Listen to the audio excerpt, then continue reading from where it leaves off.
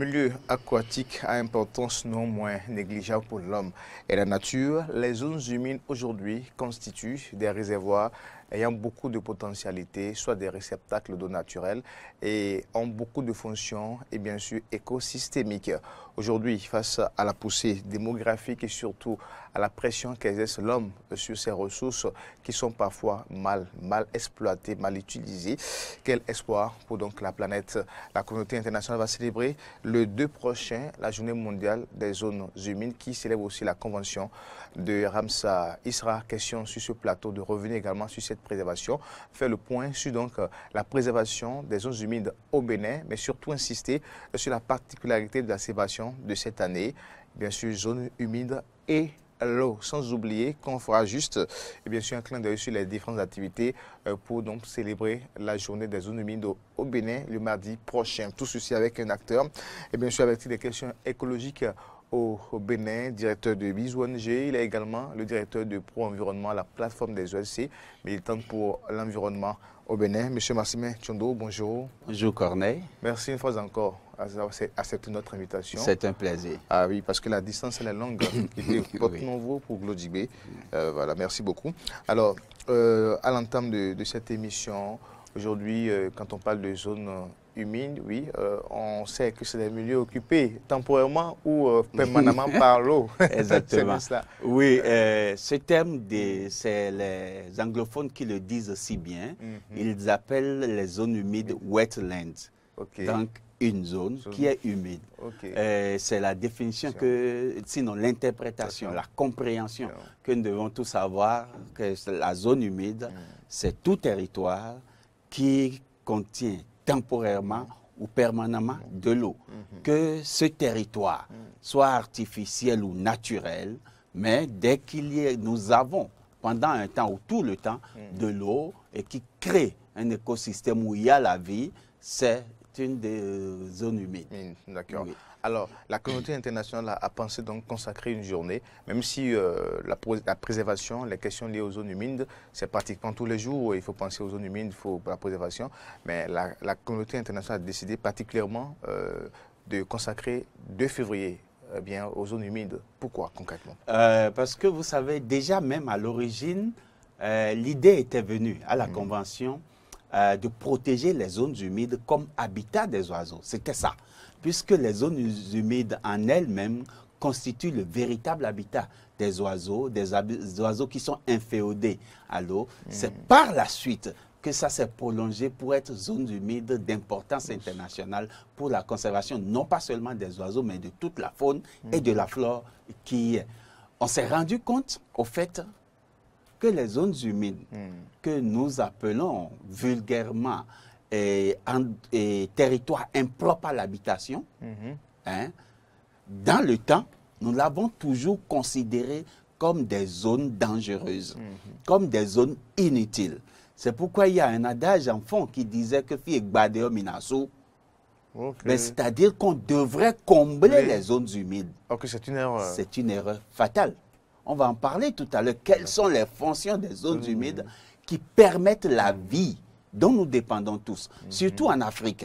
Vous savez, les pays en développement dépendent, je veux dire les communautés de nos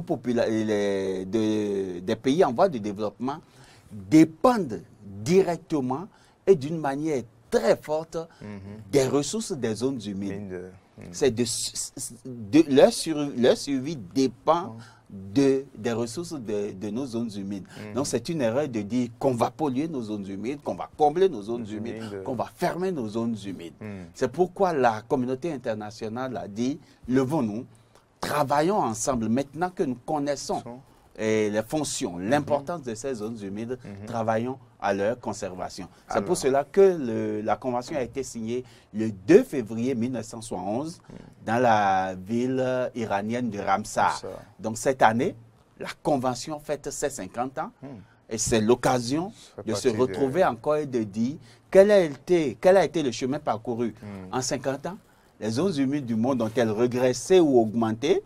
Quel est l'état de la biodiversité de ces zones humides et quelles sont les menaces qui pèsent sur ces zones humides? C'est les réflexions qui doivent être menées actuellement. D'accord, mais maintenant de parler de ces réflexions, la Convention, elle fait partie des vieilles conventions en tout cas. Alors, concrètement, qu'est-ce que ces zones humides apportent à l'homme et à la nature concrètement? Justement, déjà, nous allons parler de 3 fonctions permanentes de ces zones humides. Ces zones humides, d'abord, jouent le rôle d'éponge. C'est-à-dire quoi? Quand nous avons, et comme je prends l'exemple du Bénin, où nous avons une saison, une période de saison pluvieuse et une période de saison sèche. En saison pluvieuse, où nous avons une quantité abondante d'eau qui tombe et qui déverse, les zones humides recueillent cette eau-là, cette surplus d'eau, la gardent et nous la rendent en saison sèche. Donc, elles servent, c'est ça que nous appelons la fonction d'éponge. Elles accumulent le surplus et la rend en saison sèche pour permettre à la terre d'être toujours humide, pour permettre à ce que les fonctions de tout l'écosystème puissent être continuées.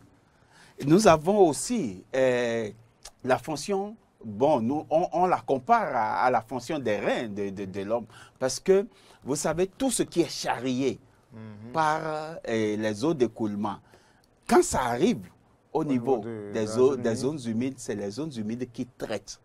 Nous avions l'habitude, on avait dit, pour traiter l'eau, pour qu'elle soit potable, on utilise de la terre, des cailloux, c'est ce qu'on nous avait appris. C'est exactement cette fonction que jouent les zones humides. Elles filtrent l'eau, elles traitent l'eau pour que vous et nous puissions avoir de l'eau potable. Il y a des pays, je connais de ces pays, où l'eau que boit la population vient directement de la nappe phréatique sans traitement.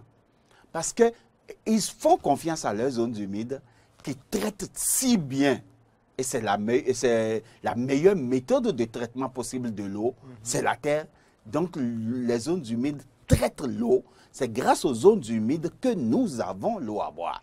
C'est grâce aux zones humides que nos industries ont de l'eau et c'est grâce aux zones humides que nous avons de l'eau pour l'irrigation. La troisième fonction, non moins importante que jouent les zones humides, c'est qu'elles protègent les côtes contre les inondations.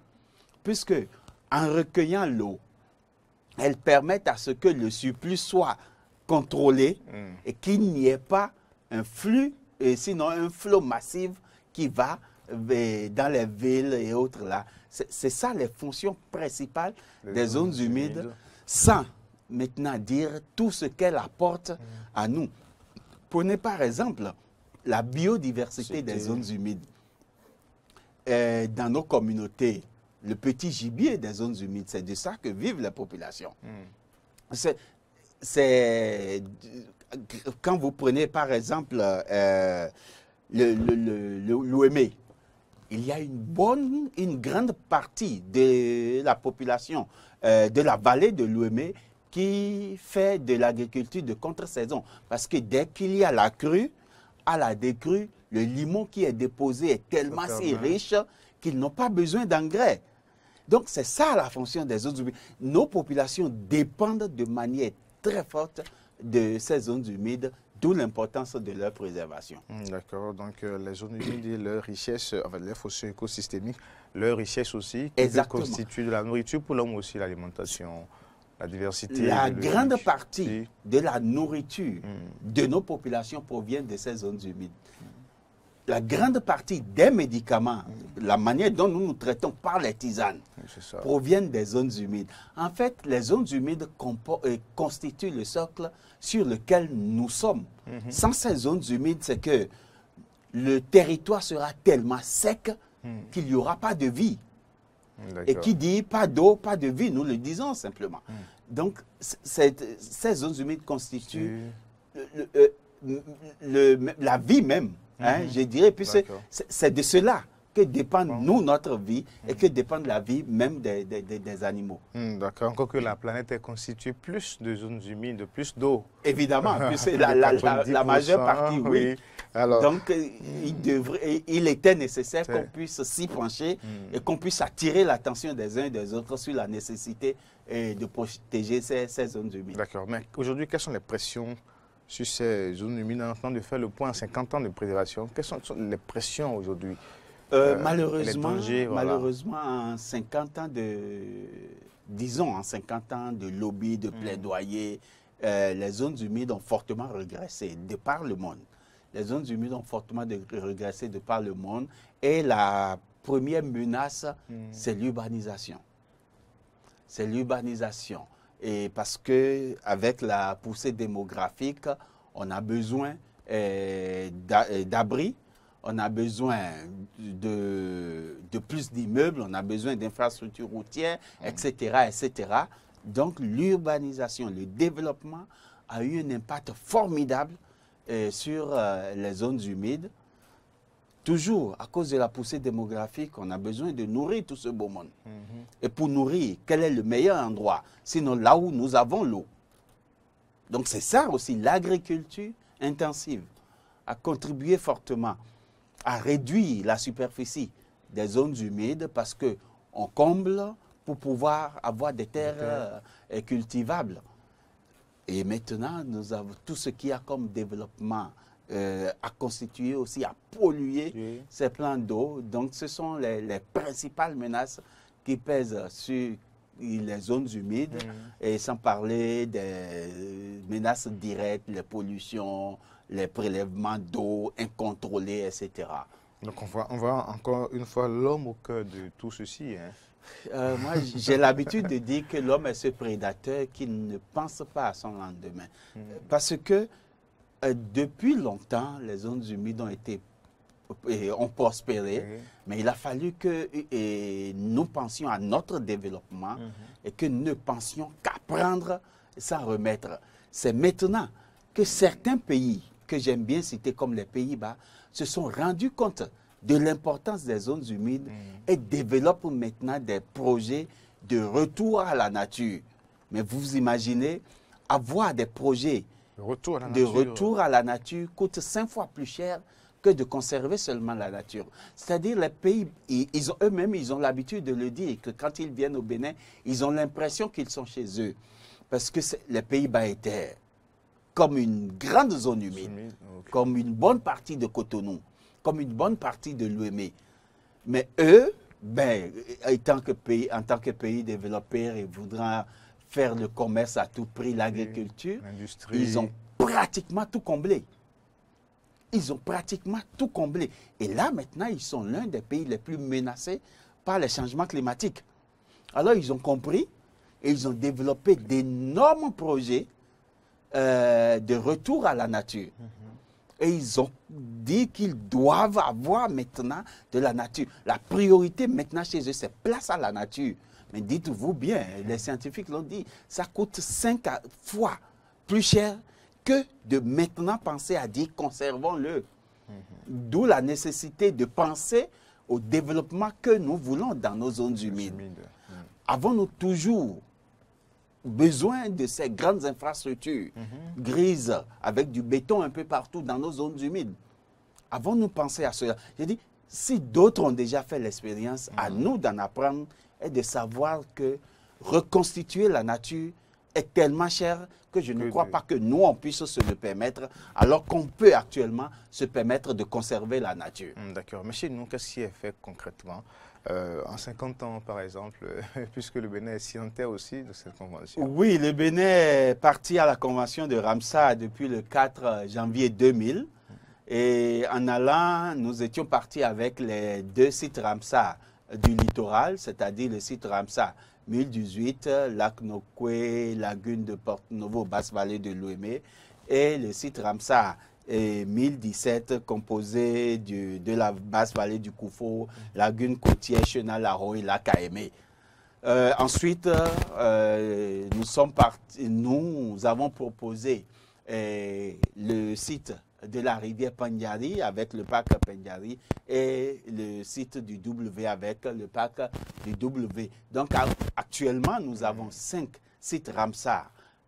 Nous travaillons aussi à un introduit le dossier pour le chenal Baga entre le Bénin et le Togo, qui fera qu'on aura un autre site Ramsar transfrontalier. Ça, c'est disons, la procédure qui nous a conduit à être partie de la Convention de Ramsar. Maintenant, qu'est-ce qui est fait pour la conservation de ces zones? C'est là le problème, parce que le Bénin est l'un de ces pays qui dispose de vastes territoires de zones humides. Et qui dit vaste territoire dit gestion. Pendant tout ce temps, la gestion de nos zones humides a posé problème parce que personne ne contrôlait ce qui se passait dans nos zones humides. Personne ne contrôlait l'installation dans nos zones humides. Personne ne contrôlait l'usage et l'utilisation que font les populations des ressources de ces zones humides. Alors que nous avions, sinon nous avons un point focal, Ramsar, qui est l'Agence béninoise pour l'environnement. Ce n'est que ces dernières années, que l'ABE s'est réveillée et a compris que c'est de son rôle régalien de savoir et de contrôler ce qui se passe dans nos zones humides. Donc, c'est pourquoi nous avons eu la loi sur le littoral, nous avons d'autres lois qui concourent à la protection de nos zones humides. Nous avons aussi le ministère de l'Agriculture à travers la DPH qui maintenant essaie de contrôler la prolifération des acadias sur nos plans d'eau, de contrôler l'usage et l'utilisation des filets à mailles réduites, etc. Tout ce qui concourt à une menace directe sur les zones humides, nous avons maintenant commencé à nous y intéresser parce que nous avons maintenant compris qu'il était temps que la loi soit appliquée. Je l'ai dit toujours, le Bénin n'a pas un problème de loi. Le problème a un souci permanent d'application des lois et de respect de la pénalité. Mais maintenant que nous avons compris que la loi, telle qu'elle est, peut être appliquée et qu'il n'y aura rien, je crois que dans les années à venir, on pourrait être un peu satisfait. Mais je peux ajouter aussi que ces derniers temps, et je crois que c'était l'année passée, nous avons augmenté, à travers l'Agence béninoise pour l'environnement, nous avons augmenté la superficie de nos zones humides du littoral. Par exemple, le site 1017 de la basse vallée du Koufo, de la lagune côtière du Chenal, Aroé, du lac Aimé, est passé à l'origine de 91 600 hectares. À l'origine, en 2000, quand nous soumettons le projet en 1999, on était à 91 600 hectares, mais maintenant, actuellement, nous sommes à 652 760 hectares. Nous avons pratiquement multiplié par 6 la superficie. Comment cela était possible? C'était des milieux qui n'avaient pas été pris en compte? Exactement. C'était des milieux qui étaient adjacents au milieu préalablement établi, mais qui avaient une importance dans le maintien du milieu préalablement déterminé et qui a une forte biodiversité et qui constitue aussi un corridor, qui a une connectivité entre l'ancien territoire, d'où la nécessité de les mettre ensemble pour que la gestion, la protection et la connectivité soient la même pour une meilleure gestion et l'approvisionnement des services écosystémiques. Il en est de même pour le site 1018, composé du lac Nokoué, de la lagune de Porto-Novo et de la basse vallée de l'Ouémé, qui à l'origine était de 47 500 et maintenant qui est passé à 524 000 hectares. Donc on l'a aussi agrandi et ça englobe maintenant les rivières les Maïka d'Adjara et une autre partie de la basse vallée de l'Ouémé. En fait, en élargissant le périmètre de ces zones humides, on élargit en fait la superficie qu'occupe la biodiversité pour qu'il y ait une bonne connectivité entre ces zones humides. Parce que si ces zones que nous venons d'ajouter aux zones préalablement établies n'étaient pas dans ce territoire, les règles de gestion applicables à ces zones humides ne seront pas applicables aux autres qui n'étaient pas. Alors que nous avons remarqué qu'il y a une forte biodiversité dans cette zone et qu'il y a une connectivité qu'il faut coûte que coûte préserver, d'où l'importance d'arriver à agrandir ces zones humides pour une meilleure conservation de la biodiversité de ces zones humides. D'accord, vous avez évoqué surtout les actions faites au niveau de ces structures étatiques, mais les OSC ont apporté quelles contributions?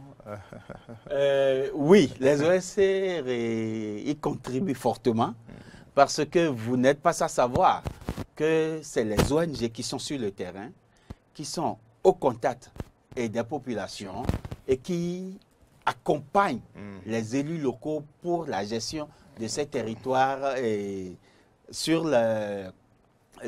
selon les tests sur la décentralisation. Donc, nous déjà, au niveau des communes, nous travaillons avec les élus locaux en renforçant leurs capacités aux besoins, en accompagnant ces élus locaux dans la surveillance et dans le suivi et tout ce qu'on peut faire avec ces élus locaux en tant que décideurs. Et surtout, nous accompagnons les communautés pour une meilleure compréhension de l'importance de la préservation des zones humides. Parce que il est vrai que nous comprenons que ces populations dépendent de la ressource. Mais il faudrait que nous travaillions à leur expliquer qu'il est vrai qu'elles dépendent de ces ressources-là aujourd'hui, mais il faudrait que ces ressources subsistent pour que leurs enfants puissent en bénéficier demain, d'où la nécessité de dialoguer avec ces populations, de travailler avec elles pour que les projets, les programmes de conservation puissent être effectifs, parce qu'il ne faudrait pas décider au ministère ou en ville, des projets qui doivent les concerner sans les impliquer. Et nous travaillons aussi au niveau national, surtout avec l'Agence béninoise pour l'environnement, comme je le dis, qui a commencé vraiment par s'intéresser maintenant aux menaces qui pèsent sur les zones humides. Nous travaillons avec cette agence pour une meilleure gestion de nos zones humides. Mais vous le savez, nous ne sommes que des ONG qui jouons notre rôle de veille. C'est ça ce que nous confère la loi. Nous nous organisons en association pour jouer le veille de rôle et accompagner l'État dans la mise en œuvre des projets et programmes relatifs à l'environnement. Donc, nous ne faisons que jouer notre partition. Et quand c'est bon, nous le disons. Et quand c'est pas bon aussi, nous attirons leur attention là-dessus, qu'il faut que tout le monde se réveille parce que notre environnement, il est commun et il y va de notre vie à tous. Et qu'est-ce qui va se passer le mardi prochain, le 2 mai Oui, le Bénin a décidé de célébrer, sinon de commémorer cette célébration sur pratiquement une semaine, puisque les festivités commencent déjà demain, 29 janvier, à Chose-là, dans la commune de Semekodji, dans le village de Goro, sur les berges de la lagune de Porto-Novo, où ensemble avec l'ABE, justement, et la Direction générale des eaux, forêts et chasses, et la mairie de Semekodji, la communauté locale, et toutes les ONG qui interviennent dans la zone, nous allons mettre en terre 20 000 plants de palétuviers pour justement protéger la ressource. Parce que quand nous arrivons à protéger la végétation de la berge, c'est pour protéger l'érosion côtière, c'est pour protéger l'ensablement du plan d'eau, c'est pour protéger la pollution du plan d'eau. Donc, dans la droite ligne du thème de cette enrichir la mangrove, c'est ça? Exactement, de palétuvier, c'est la mangrove. C'est cette espèce de plante qu'on trouve dans nos zones humides. C'est ça que nous appelons le palétuvier, le Rhizophora racemosa. Donc, nous allons en planter 20 000 sur la berge pour protéger le plan d'eau. Ça, c'est le vendredi, 29 janvier. Et cette même équipe sera le mardi 2 février à Grand Popo pour aussi mettre en terre là-bas 10 000 plants de palétuvier. Et enfin, le vendredi 5 février, se retrouver tous à l'hôtel Bihova de Dambo pour maintenant dialoguer, pour dire où est-ce que nous en sommes 50 ans après, qu'est-ce qu'on a fait, qu'est-ce qu'il y a à faire, qui doit le faire et comment. Donc c'est comme ça que nous avons programmé la commémoration de la célébration cette année, qui se fera en partenariat avec les directions techniques du ministère du cadre de vie. D'accord, mais les actions de l'État, les structures étatiques, mais également les zones d'ici, l'objectif c'est permettre aux populations, les autochtones, ceux qui vivent avec ces zones humides-là, changer un changement de comportement normalement. Exactement. Alors, mais est-ce qu'en matière d'éducation à l'environnement, à ce niveau-là, est-ce que ça a évolué? Est-ce que les gens ont pu quand même comprendre que les zones humides ne sont pas dangereuses ou ne sont pas des espaces à fermer, comme vous l'avez évoqué au départ? Nous avons fait du chemin. Nous avons fait du chemin, mais il reste vraiment beaucoup à faire. Quand je dis qu'il reste beaucoup à faire, je prends par exemple les projets d'infrastructures routières que nous avons actuellement. Il est vrai, et ça a été confirmé, que tous les projets d'infrastructures routières actuellement ont fait l'objet d'études d'impact environnemental, ont eu le CCE, détiennent un plan de gestion environnementale et sociale. Mais est-ce que, je dis bien, est-ce que, à voir ce qui se passe, est-ce qu'on respecte ces zones humides-là? Quand je dis respecter, est-ce qu'on prend compte de la spécificité de ces zones humides? Si, j'ai cherché à savoir la dernière fois, je ne l'ai pas eu, je ne l'ai pas encore eu. Quand vous quittez Yassin pour Topota, dans l'eau là-bas, il y a une entreprise qui est en train... Il y avait un pont. Il y a une entreprise maintenant qui veut traverser une zone humide très importante là. Mais tout ce que je vois, je ne vois que le comblement de ces zones humides, de part et d'autre. Alors que, quand vous voyez la typologie de ce sol, tout ce qui descend comme eau du plateau vient là pour être traité dans cette zone humide, être charrié vers la lagune de Porto Novo. Donc le comblement risque de créer beaucoup d'autres problèmes. Plutôt des ponts, sinon un pont, en dessous duquel il y a bien des tuyauteries qui laissent passer l'écoulement. Mais je dis bien, pour le moment, ce que je vois, je ne vois que des comblements. Sans même des garde-fous. Et ce n'est pas là seulement. Vous voyez, regardez l'état actuel de la cité Ouéhiro. Si on avait compris que c'était une zone humide, qu'il fallait bâtir en hauteur, on ne serait pas dans ces problèmes d'inondation récurrentes. Mais quand nous parlons d'inondation, c'est ça. C'est parce que nous avons occupé nos zones humides et que l'eau, la force de l'eau, elle est tellement formidable qu'elle doit se trouver un chemin. Un espace, un chemin. Si l'eau qui doit couler, puisqu'il doit pleuvoir, l'eau doit couler, si elle ne trouve pas d'espace, si c'est vous qui comblez les utoires normales, naturelles de cette eau, elle vient chez vous. Donc, réfléchissons, comprenons que les bas-fonds ne sont pas à combler, mais qu'on peut apprendre des autres et construire en hauteur pour que l'eau puisse toujours circuler. Donc, j'espère que ce qui se passe, puisque je n'ai vu que cela pour le moment, à Porto Novo, qu'il y a plus de... que tout est prévu pour que l'eau coule normalement et que toute cette zone ne soit pas inondée plus tard. Donc, d'où la nécessité de continuer à informer les gens. Je suis d'accord que c'est des infrastructures de développement, mais aussi, ça a un impact sur l'environnement. Ça a un impact non pas seulement sur l'environnement seulement, mais aussi sur toute la population si, je dis bien si, les précautions ne sont pas prises pour que l'eau puisse couler normalement. Puisque pour que ces précautions, si elles n'étaient pas prises, qu'elles le soient maintenant, c'est là qu'il faudrait qu'on en parle. Et qu'on attire l'attention, tant de la mairie de Porto Novo, du ministère de tous, sur est-ce que les dimensionnements sont faits pour que cette zone humide-là soit préservée, pour que l'écoulement normal de cette eau soit préservé, pour que nous ayons toujours de l'eau dans la nappe phréatique. Mais est-ce que vous ne trouvez pas que parfois au niveau donc des structures étatiques et les actions s'entrechoquent un peu? Parce que pendant que le ministère de l'Environnement ou bien du cadre de vie va penser à la préservation respect des lois en cette matière. Voilà qu'au niveau du ministère des Infrastructures, il faut construire. Et quand on prend ces projets de construction surtout, on ne respecte pas la biodiversité.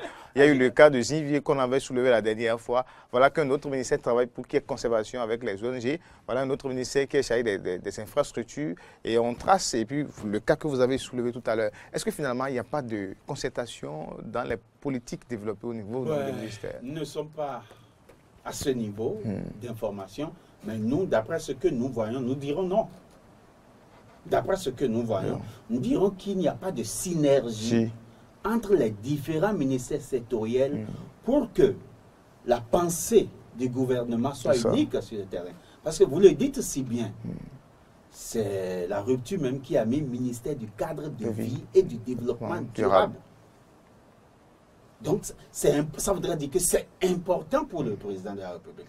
Et il y a pensé, il y a mis quelqu'un qui y a cru et qui mène des actions dans ce sens. Mais quel est le dialogue avec le ministère? Quel est le pouvoir même? Je ne sais pas. Quel est le pouvoir aujourd'hui du ministère du cadre de vie et du développement durable de dire que, ben, écoutez, ça là, ça ne respecte pas, arrêtez-moi ça. Je ne sais pas. Je dis je ne sais pas. Mais au niveau des autres ministères, il devait y avoir quand même des cellules aussi de suivi environnemental et autres. Il y a plein de ministères qui ont des cellules environnementales. Plein de ministères, mais qui sont vidés de leur sens. Parce que quand vous voyez ces cellules environnementales, c'est composé que d'une personne qui n'a même pas, qui n'a souvent pas de moyens pour fonctionner, qui n'est même pas en contact avec le ministère du cadre de vie, pour qu'il y ait communication, pour qu'il y ait harmonisation.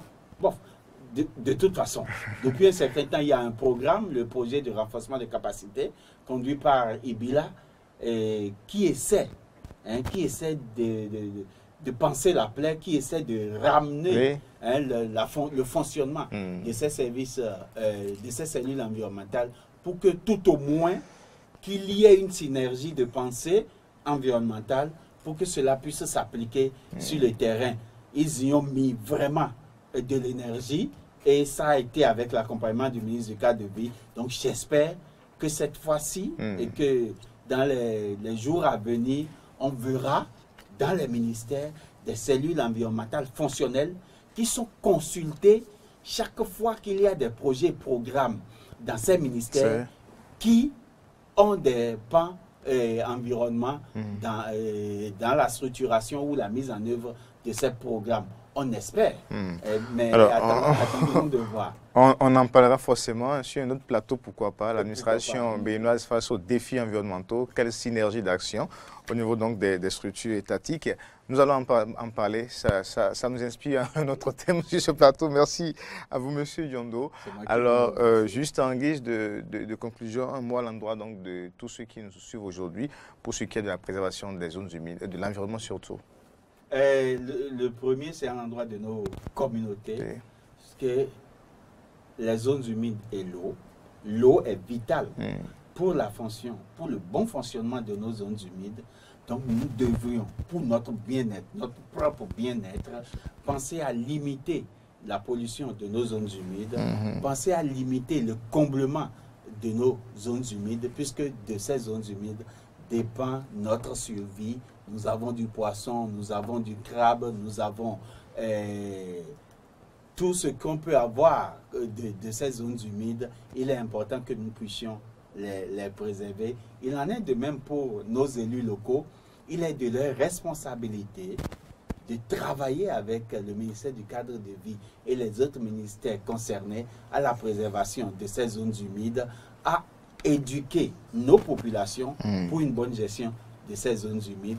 Et je dis à l'endroit de l'ABE, il est vrai que maintenant, là je le reconnais, je les félicite, ils font beaucoup, ils font vraiment beaucoup pour pouvoir conserver les zones humides, mais le creuset était tellement si grand que malgré tout ce qu'ils font, il reste beaucoup à faire et je les encourage vivement à continuer ce partenariat avec les ONG pour que nous puissions tous ensemble travailler pour la préservation de nos zones humides. Merci à vous, monsieur. Merci, M. John Doe de Biswanche, président de Pro Environnement. C'est bien cela.